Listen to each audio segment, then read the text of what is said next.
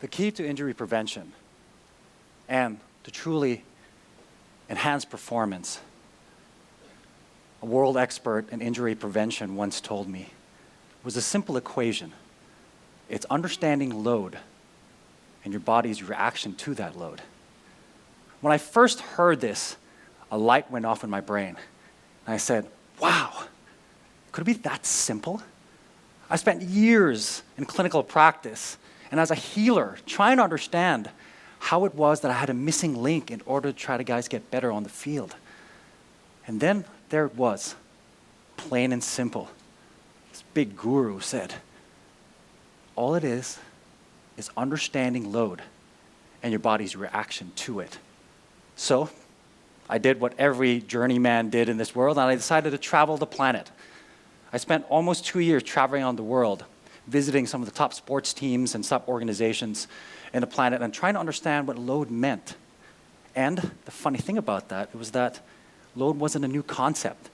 In fact, it was very old. Yet the understanding of it was not.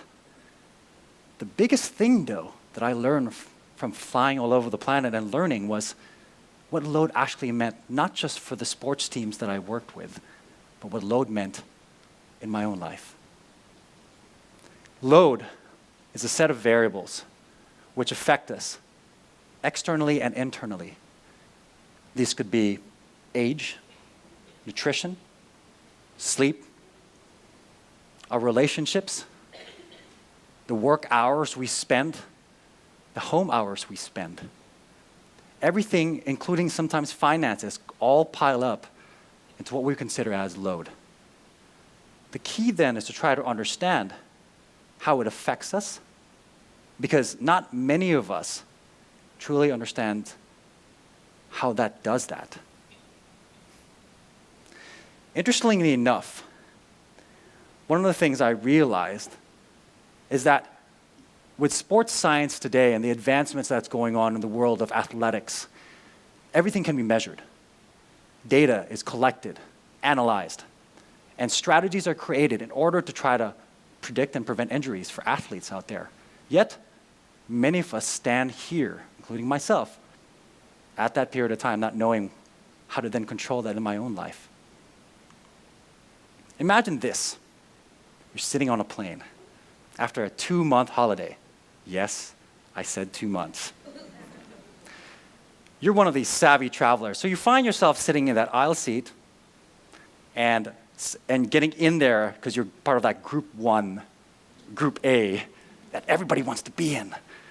So you find your seat, you get settled, and you say, there's a couple of extra seats next to me. So I'm hoping that the person sits next to me, or the couple that sits next to me, maybe they're cute, maybe they're at least interesting, or hopefully they're just asleep the entire time. And in that case, you can fall asleep, because guess what? You just had the most amazing time being on holiday, and all you want to do is savor the moment and just get that nice long rest flying across the Atlantic, the Pacific, whatever you want to call it. And then you say, okay, it's perfect, be awesome. But then you lock eyes on that young couple with a baby. You tell yourself, man, I hope that's not, no, that can't be. They're not coming right next to me. But that gut feeling inside of you just says, you know what? You're the lucky guy today, dude. You're the lucky guy. So you try to deny it. You try to do that look away thing that you do. And then you get that magical tap on your shoulder. Excuse me, we're in there. And you're like, man, really? All right, it's okay. I got it. We're good. You empathize with this family because you know that maybe they themselves had a good holiday, or maybe not. You never know. So you never try to assume anything.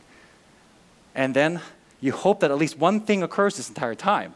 You hope that that baby doesn't start wailing at any moment. But then, as nature intends it, and the universe obviously is on your side, guess what?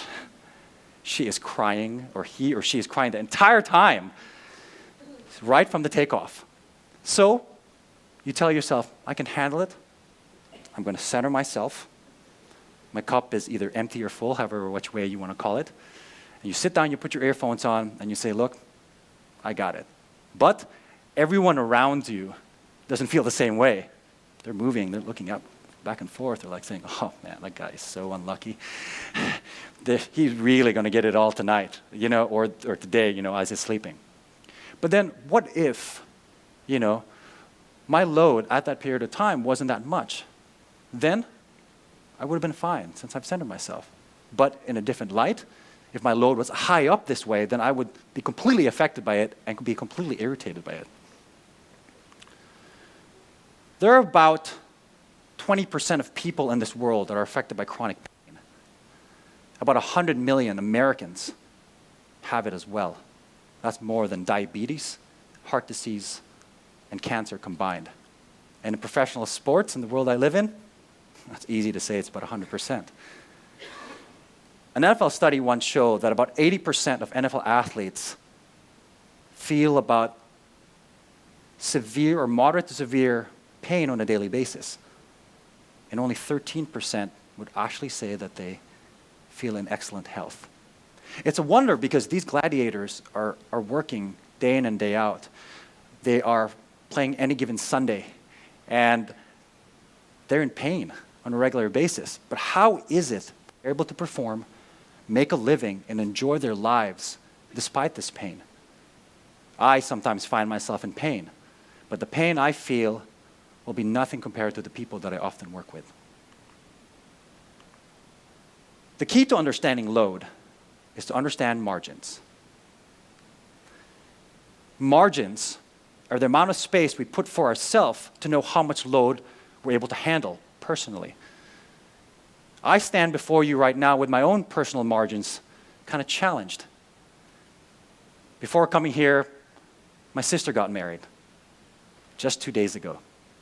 So to have to organize my way to come from my sister's wedding, to come down here, starting this new endeavor that I have, and hearing my coach's calls to try to make sure I was ready for this talk today was quite the daunting experience. Yet, I was able to make sure that I had my margins set. I knew what I needed to take, and I knew what I needed to handle. Here's a simple analogy, something that I'm sure everyone is quite familiar with. Imagine you go to your barista on a regular basis, your local coffee shop, and then the barista once asks you, hey, what are you having? I said, hey, I'm going to have my regular coffee. Cool.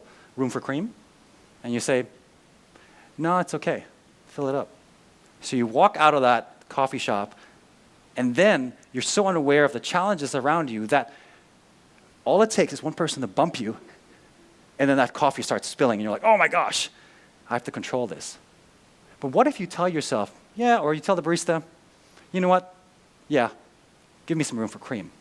Then you allow yourself some margins, the margin of error, so to speak, where you can walk through, get in your car, but you have that enough space in your coffee to be able to hold, to moonwalk, to glide through before you sit down in the car and hold it there, because you know there's some space for you to work with.